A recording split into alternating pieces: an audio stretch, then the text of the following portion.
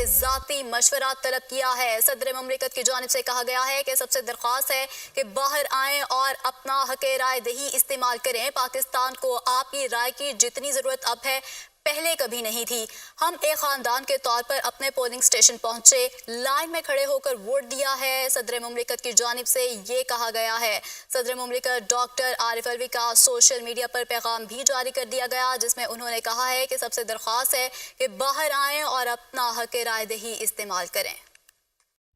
سب سے پہلے آپ کو بتائیں کہ صدر مملکت ڈاکٹر عارف الوی نے اپنا ووٹ کاسٹ کر دیا ہے۔ پاکستان نے نمائندے منتخب کرنے کے لیے ووٹ کے ذریعے آپ سے ذاتی مشورہ طلب کیا ہے۔ صدر مملکت کی جانب سے کہا گیا ہے کہ سب سے درخواست ہے کہ باہر آئیں اور اپنا حق رائے دہی استعمال کریں۔ پاکستان کو آپ کی رائے کی جتنی ضرورت اب ہے پہلے کبھی نہیں تھی۔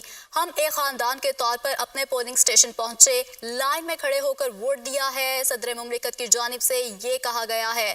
صدر مملکت ڈاکٹر عارف الوی کا سوشل میڈیا پر پیغام بھی جاری کر دیا گیا، جس میں انہوں نے کہا ہے کہ سب سے درخواست ہے کہ باہر آئیں اور اپنا حق رائے دہی استعمال کریں۔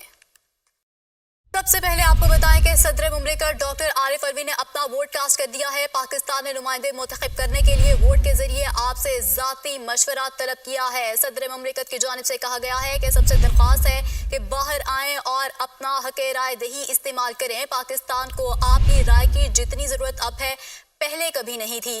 ہم ایک خاندان کے طور پر اپنے پولنگ سٹیشن پہنچے، لائن میں کھڑے ہو کر ووٹ دیا ہے۔ صدر مملکت کی جانب سے یہ کہا گیا ہے۔